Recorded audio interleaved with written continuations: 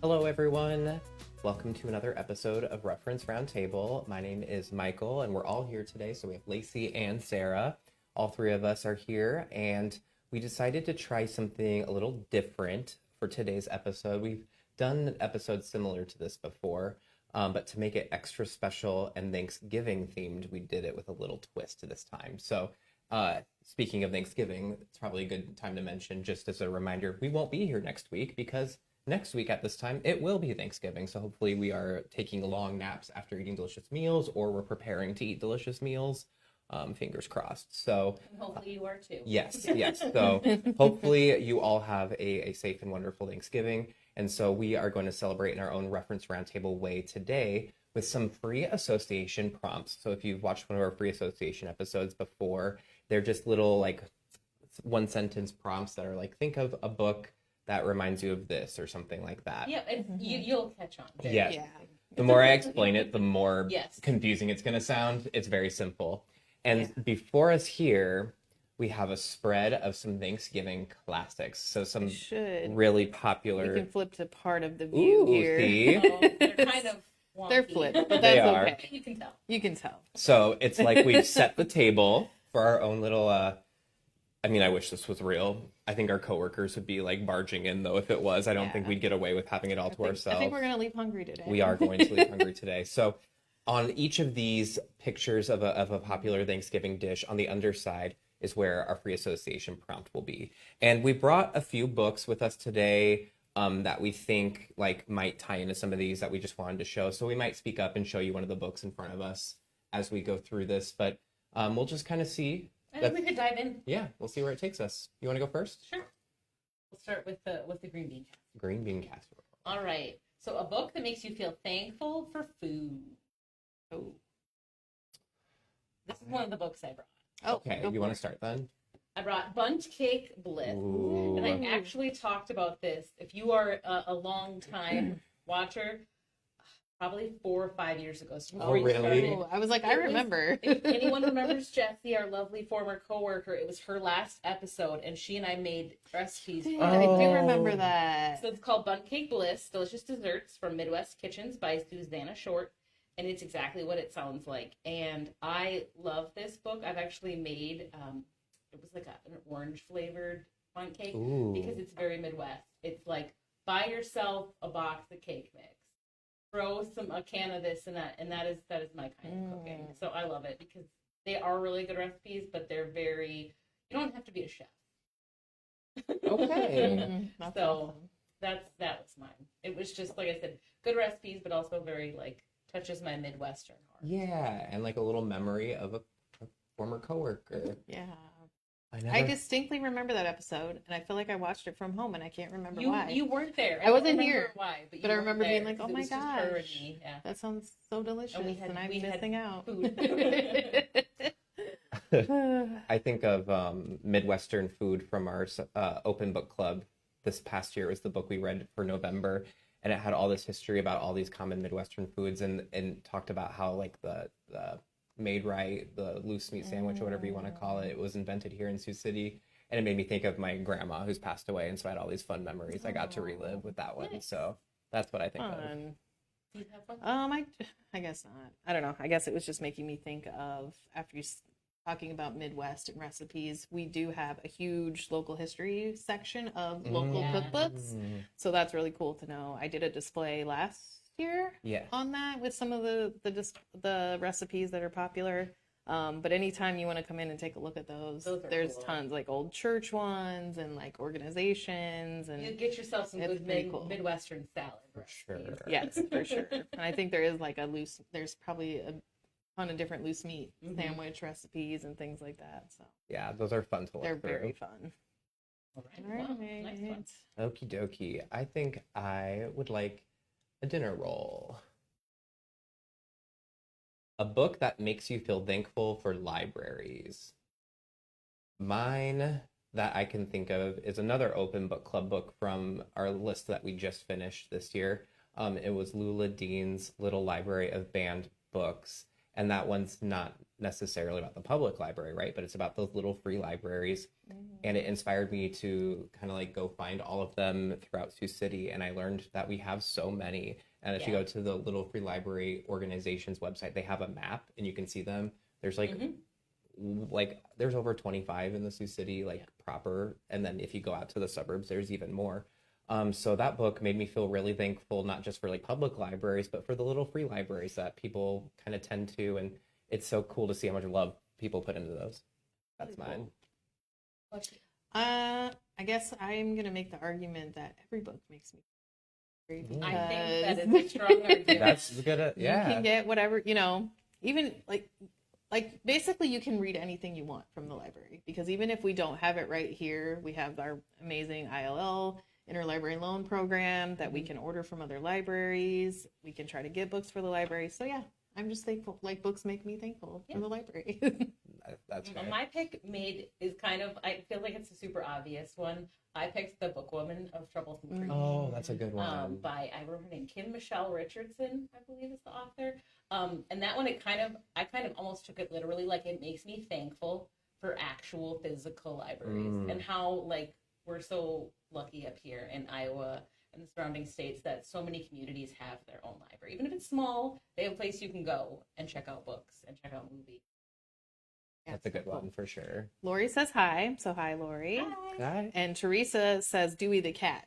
Oh, yes. That's good choice. That's a really cute Oh, one, yes, too. thank you. And I don't think we mentioned at the top, but please do play along with us. Yes. Let us know what these make you think of, or like, if a book has made you feel grateful for something, or if there's a book that you feel grateful you read, let us know in the comments. I'd love to see what you've been reading. Lori agrees with the Troublesome Creek book. She loves those, so. I've recommended that to quite a few people.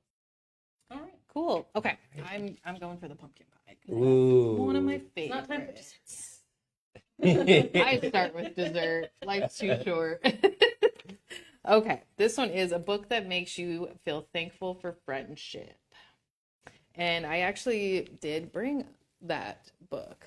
And I went What did you bring? I went with more of a literal Oh, that's interpretation. good. And it's the Matthew Perry, Friends, Lovers, and the Big Terrible Thing. And I did read this book and I liked it. I read it after he passed away, which was maybe made it more sad because he went through a lot. And I think even though he was struggling a lot while he was on Friends, the TV show, and I wasn't like super invested in that show. I watched it here and there, but I like to think it was kind of a bright spot in his life. Yeah, he made a lot of connections there and got him through some really tough times. So yeah, nice. I went with that one. Cool. Yeah, you guys got anything? I brought one for friendship. It's I guess I can put this. Just Kids by Patti Smith.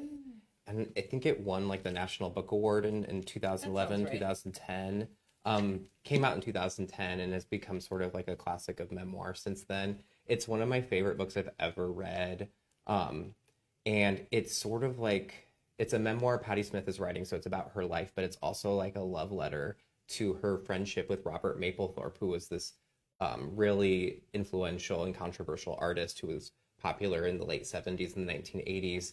And it's about them like moving to New York and living together as struggling artists and kind of like navigating the downtown scene, rubbing elbows with all these names that you'll recognize. And then it leads through, unfortunately, Robert Mapplethorpe contracted AIDS and passed away. And she talks about that. And by the end of it, I was just like sobbing. And it made me so thankful for not just like the friends I've had in life, but especially like the female friends I've had in life. Like I've had a lot of people who have been like the Patti Smith to my Robert Mapplethorpe, who have like really supported me in this kind of way. So it's a really sentimental read for me. And you bought that for me for my birthday. Yeah, I thought you would really like it. Yeah, so friends all around. Yes.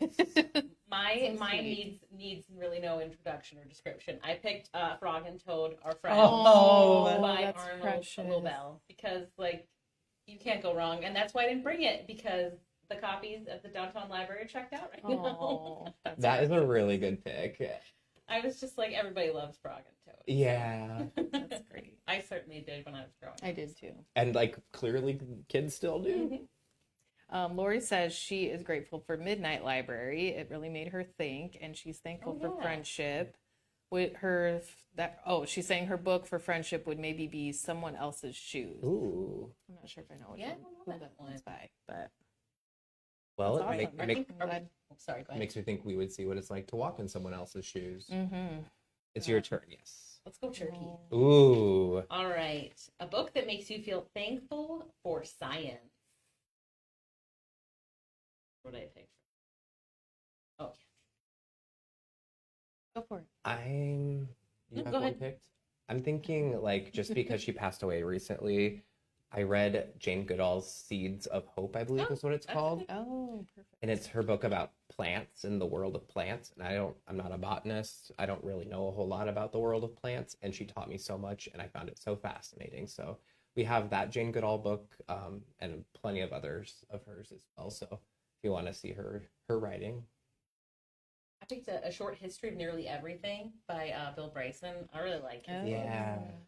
And that one's not like strictly science. It's kind of got like a little bit of everything. It's got like the Big Bang to like human civilization and how we got here. So there's a lot of science, and I like his kind of books because they give you like little snippets of stuff. Yes. You know, if you're not wanting to read like an 800-page book only about like astrology or astronomy, the stars, not the reading of the stars. It's a really good book because, like I said, it kind of just gives you snippets of things. Mm-hmm. So, Cool. you know, it just, I don't know. It always keeps moving. I really like his writing. When he's an Iowan. Yeah. He has not lived here in a very long time, but Yeah. he was born and raised here. Okay, so for that one, I did bring a book. Oh. And I brought Atmosphere Oh. by Taylor Jenkins Reid. And it's, you can tell from the cover, it's like a space. And it's fiction, obviously. But I just thought it was really cool how she like introduced women into the NASA and Space Center and training and different things. And I'm also really thankful I gave her another chance after Malibu Rising because I really hated that book. And Sarah and I both hated that book. yeah, so I thought I really do love fiction books about space, and so I was like, I want to give that a try, and the cover looks really cool. Yeah. So Nice. so I was really like grateful that I gave that another try too, and so that's my science.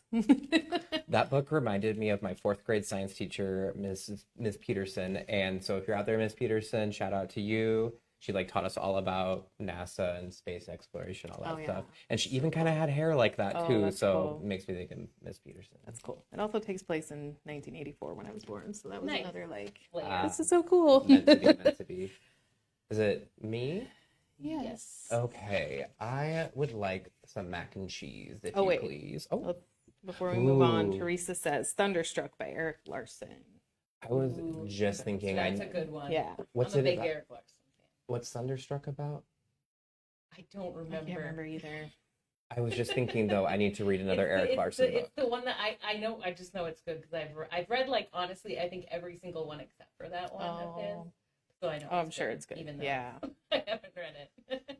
I've read Dead Wake. I think I have an Eric Larson or something else. Ooh. Dead Wake's good. I've read that one. Mac and Cheese says, a book that makes you feel thankful for service industry workers. Tough one. Nickel and Dimed on Not Getting By in America by Barbara Harris. That's a good one. That was really the only one I can think of. It was written in the 90s, but it's just like sadly still very prescient. You know, some things have changed, but basically, long story short, she's a journalist. She goes out and she basically takes really low paying jobs. She works in like a diner and for like a maid service, and it's the 90s, so she's making minimum wage, which is like probably $5 an hour, and just talking about the people that are working, living out of their cars and struggling to make ends meet and stuff like that. Probably still, unfortunately, pretty relevant. Mhm. I'm not sure the minimum wage has changed. I too think she much. updated it. She unfortunately has passed away since then. But I think she kind of redid like a 10th or 15th anniversary of it, and kind of. I don't think she went out and did the same thing, but kind of just talked about things have changed or haven't changed. I read her book Natural Causes and really loved it, so I've always meant to get around to that. Teresa says, creating communication across the ocean. okay. Okay. Well, For I'm gonna the have to- Thunderstruck. yeah. Oh, Yep. okay. I was Okay, like, I'm gonna. That's jumping to the top of my list. I think I would like that. That Cool. sounds super interesting. It sounds like it might make you feel thankful for. Science. There you go. Yeah. Science. I have one, but I can't think of what it's called. And it's behind the walls. The Cecil Hotel one. Oh okay. yeah. So it's the I think her name was Amy Price, something like that. She was the general manager of the Cecil Hotel for that like sounds 10 right. years That and sounds like did the right. documentary and told Mhm. about being in charge of a creepy hotel. Which I love. So You're thankful for her. I'm Yeah. thankful. Yes. I'm thinking of like oh man. Remembering the Cecil Hotel author, erase this thought out of my brain. A book that makes me feel thankful for service industry workers. I had it. I promise I do have an answer. I'm not ungrateful for service industry workers. Oh, I talked enough to remember it. Thank you. I was about to stop you. Sometimes you gotta kill time.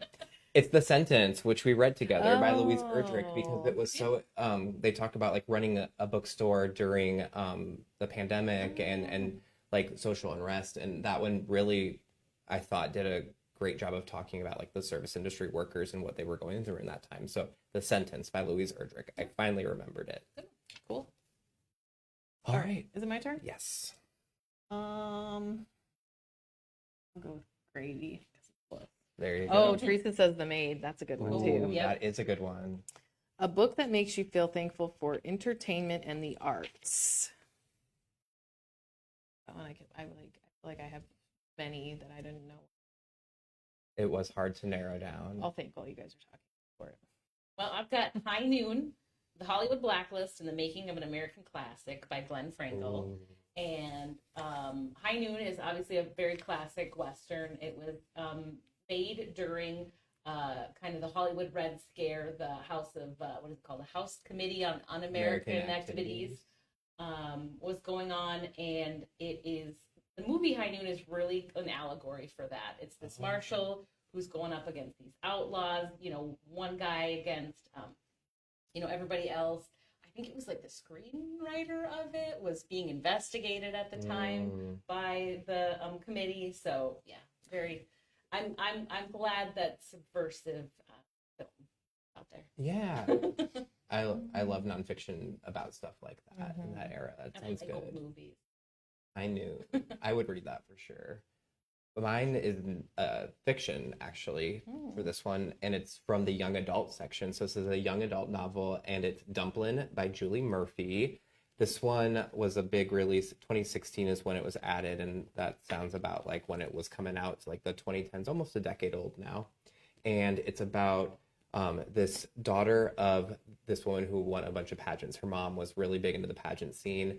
And basically, her mom decides to enter her classmate into a pageant because she doesn't think her daughter is capable of or even interested in doing beauty pageants because she's fat. She's a big girl, so she doesn't feel that connection with her mother. And then she sees her mother trying to build that with her classmate, and so she's like, "Hold on, I can do this too." Signs up for the pageant, and what kind of gives her that wind beneath her wings and her confidence is the music of Dolly Parton.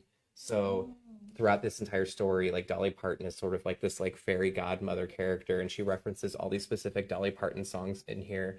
And I think it's such a beautiful portrayal of how music, pop music, or someone like Dolly Parton, even if you don't personally know them, their art can make an impact on someone's life and give them the confidence to go do something that they maybe wouldn't otherwise. It's a really, really sweet book. It was adapted into a movie for Netflix, I think, as well. Yeah. So, Yeah. and the movie's good too. So Jennifer Aniston in it? Jennifer I think Aniston plays the mother in it, Yeah. yes. And the mother is a sympathetic character too. She's not evil. There's not.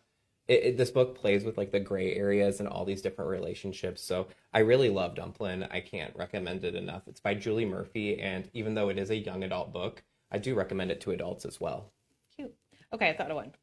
I'm gonna go with Bad Mormon by Heather Gay. Oh, because I'm very grateful for my mindless reality shows that I love to watch, like The Real Housewives of Salt Lake City, which is where Heather Gay is from. Mm-hmm. But I'm so thankful that some of them write books because sometimes those shows are a little exaggerated. Mhm. Maybe not even just a scripted little, sometimes, but yeah. like you do get to know the real person behind them, and she struggled with her growing up as a Mormon and getting out of that religion and just different things. So you get to kind of see the real person behind Peek the behind the face. curtain. Yeah.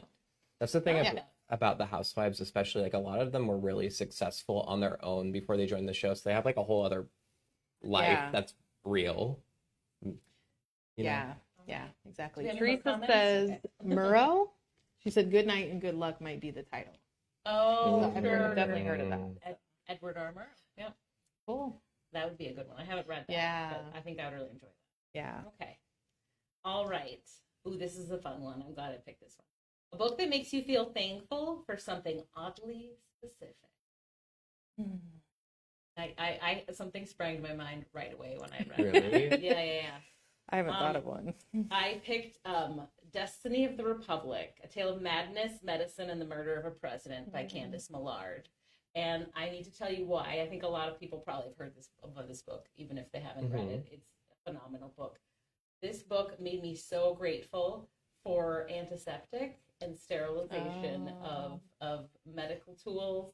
I'm sure this isn't really a spoiler. He's been dead for a very long time, but James Garfield was shot and should have lived. Oh. It was not a fatal gunshot. He was taken, obviously, to get help after he was shot. He was seen to by the world's worst doctor, who didn't believe in washing his hands, cleaning his tools. He was digging around in the wound, and he, got infected and died. Basically, I think he lived for even a couple. Like, it wasn't like, and it was just like looking back on it now, I was like, he shouldn't have died. Wow. So I really appreciate that. We take that very seriously in our hospitals nowadays. Can you imagine if someone treating the president today didn't wash their hands? Oh, gosh. Oh my goodness.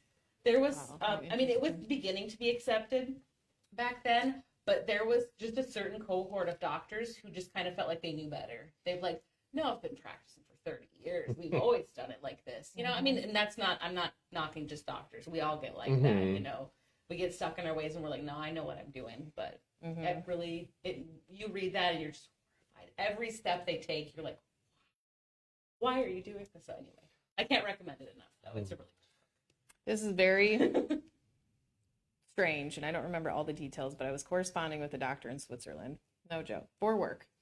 And she was asking me to find articles on the community cup, or the communal cup or something in Sioux City, and then also Dr.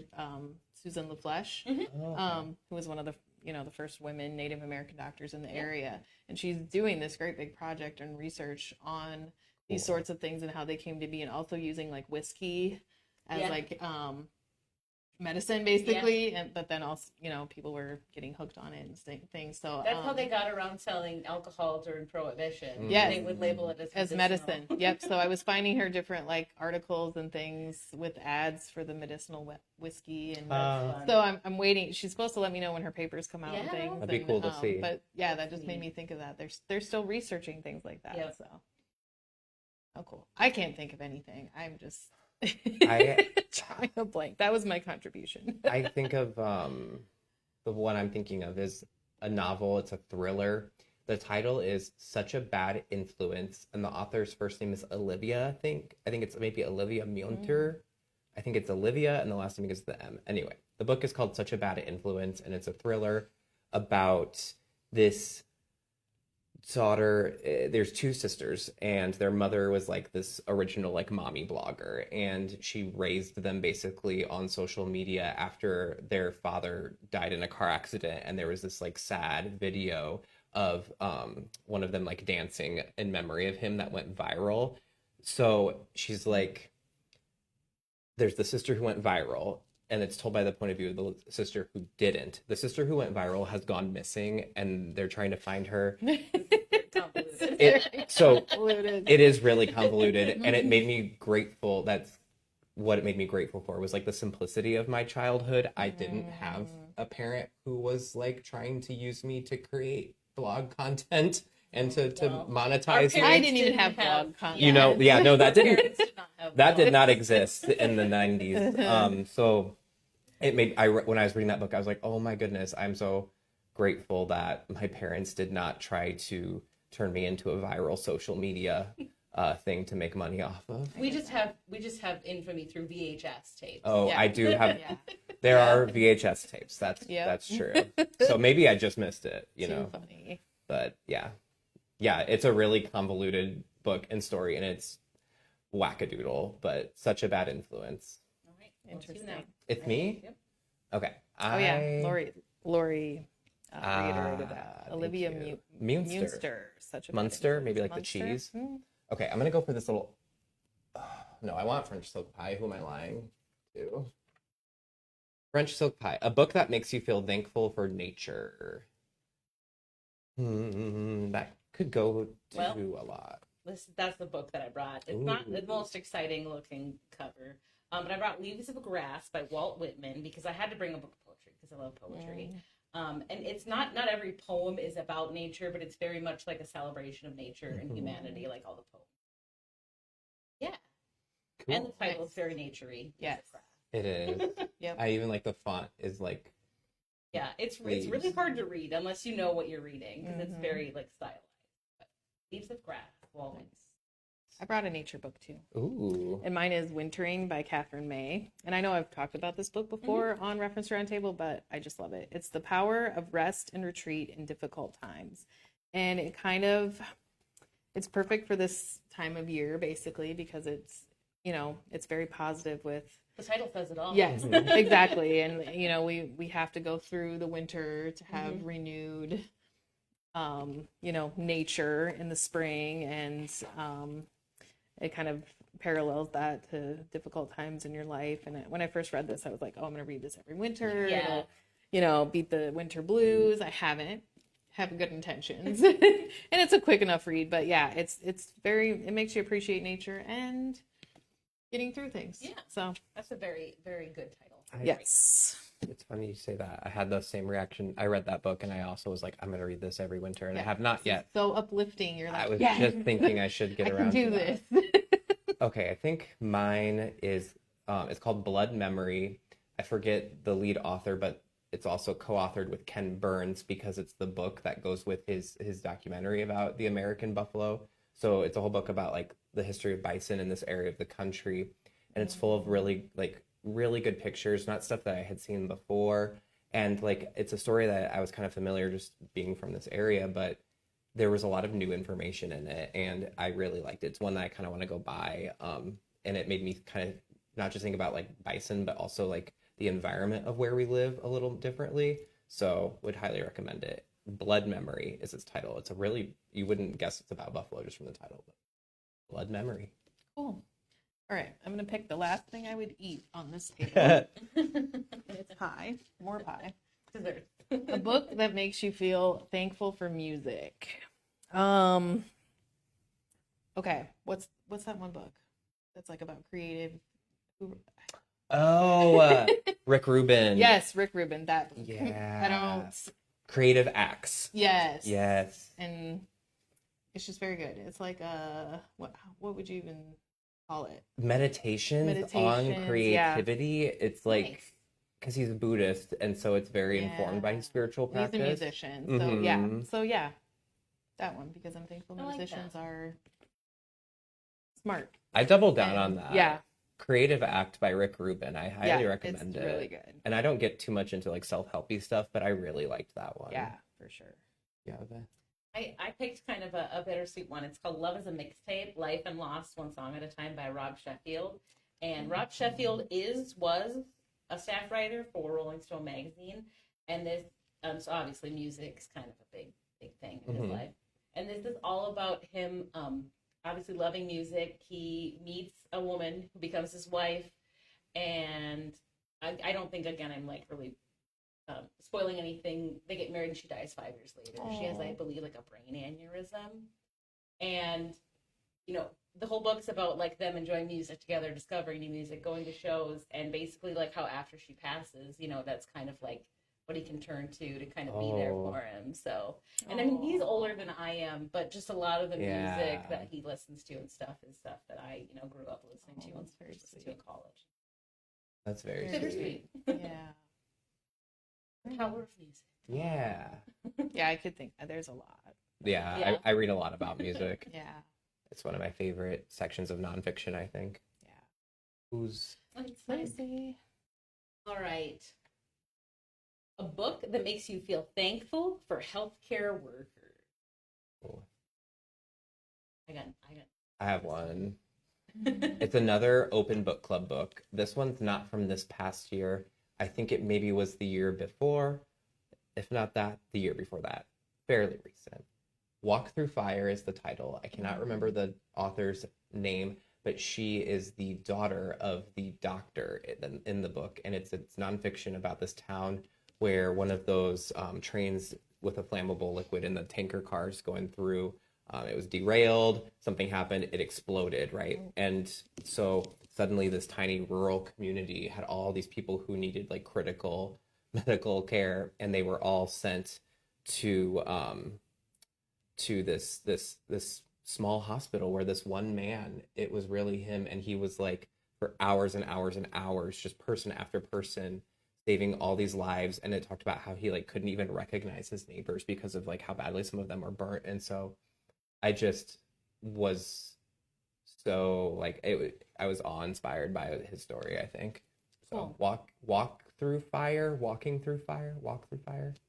Forgive me. I don't know. I haven't read a ton of books with healthcare workers, but I guess going back to last week, I would probably say The Flight 230. Oh, yeah, that's Without a good the one. healthcare workers in the city, it would have been disastrous. Yeah, so that really makes you thankful for. I didn't have one, and it's not obviously. I'm incredibly thankful for healthcare workers, but I would like to think I didn't need a book to make me thankful. True. Right. Yes. But those are good titles. Yeah. All right. Oh, okay. I have a final two. I have a sweet tooth today, so cranberry sauce it is. Oh, it's good because I have one for this. A book that makes you feel thankful for our elders. So that's my last one. It is The Deviants War, The Homosexual versus United States of America by Eric Cervini. And I read this book a few years back, probably almost like 8 years ago or so. And so up to that point, I feel like all that I knew about like the history of people like me kind of started with Stonewall. And so it was like the 70s through today. And this book is all about the history of queer people in America before Stonewall. So in the 50s, the 40s, during the World Wars. And this book was a revelation to me at the time I was reading it. And it made me, first of all, like it introduced me to the elders in my community who I had never heard about before. And that was like the overwhelming thing I kept feeling was gratitude. I was like, oh my gosh, these people went through fire so that I could live the life that I live today. So this is the book I always turn to when I like feel hopeless or I feel like my life is hard, because it gives me a lot of strength to read the stories of the people who are in here. So that's The Deviants War by Eric Cervini. Makes me very thankful for my elders. Cool. All right. What about you, Sarah? The only thing that came to mind was like A Man Called Ove. That's a good one though. That's such a cute book, and it just makes me think like, sometimes people just need a friend, even if they're a curmudgeon old man. You can really break through that. For sure. I had to pick a World War II book just because like when I hear elders, I immediately think of like my grandparents' generation, and my grandpa served in World War II, and I picked The Splendid and the Vile by Eric Larson. I picked it because it's just a phenomenal book, but it's kind of goofy because it's not like set in the United States. It's about the first year of Winston Churchill's he's prime minister after he took over from Neville Chamberlain, and it's about just all the horrible things happening. He's trying to get FDR over in the United States to join them, to join the fight. Obviously, we hadn't joined up yet. Pearl Harbor hadn't happened. Just all of the things they went through. I mean, Churchill had to go all around the country and move because they didn't want to be bombed.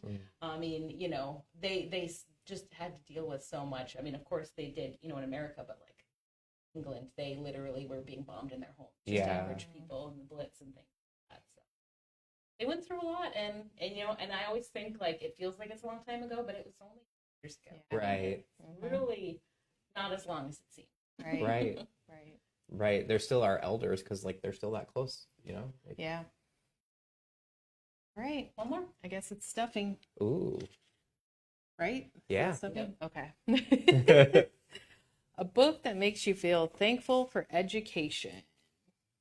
I'm going to tell you my choice because it's the same choice that you had for libraries. And I was like, all of them. Because my education allows me to read books. It allows me to understand and take the knowledge into my brain. So I'm thankful for all the books that education has helped me enjoy. I like that. I would say something similar, like maybe like Goosebumps or Sideways Stories from Wayside School. Just the books that really got me into reading, and thankful I had teachers that promoted reading and like that. So if they saw I was interested in something, they brought me a book about Children. it. Yeah, just that. Bailey School Kids, Magic Tree House. Like, I know I'm listing ones that maybe aren't from your era, but to continue the tradition, there are those series that bring kids into a love of reading. And maybe today that's Dog Man, right? Like, it's different for every generation, but some things kind of remain the same. Like, kids still read the Babysitter's Club. Kids still read the Bailey School Kids, Definitely. And Magic Tree House. Like, it's cool to watch a new generation discover a love of reading. And so, like, maybe I'll triple down on it and say, like, I'm very appreciative that like I got an education that taught me how to read, because I realized the other day, somebody was asked, sometimes people in library school or in graduate programs have to like interview a librarian for an assignment, and somebody was doing that with me the other day, and we were talking about how like your literacy, your ability to read is what gives you your autonomy, because if you can't read what's around you, somebody else is reading that and then they're telling you what that says. Oh yeah. And so that's their interpretation of what they just read. So your ability to read is like what gives you your power. That's awesome. That's a highfalutin way to say it, but I mean, if we're talking about what we're grateful for, I am grateful that Definitely. I'm literate. And so Lori, let's see, Lori chimed in and said, for the elders, the world played chess, and education uneducated. I did think of uneducated too. That's a good one. Walk Through Fire, A Train Disaster by Yasmin Teresa. Ali. Thank you, Yes, Teresa. Teresa chimed in with that title Awesome. for you. Nice.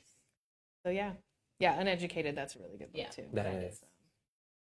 So cool. Right. Well, hopefully you enjoyed kind of like this little meditation on gratitude in books today.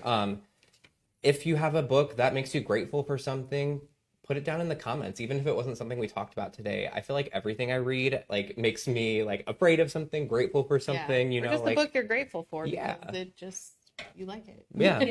I think the more gratitude, the merrier. So let us know down below. Once again, we will not be here next week because it will actually be Thanksgiving. So happy early Thanksgiving. Yeah. If you're traveling, stay safe out there. We'll see you the week after that. We'll see you in December. Ooh, yeah. Oh. Oh, wow. Yikes. Until then, we'll see you later. See ya. Bye.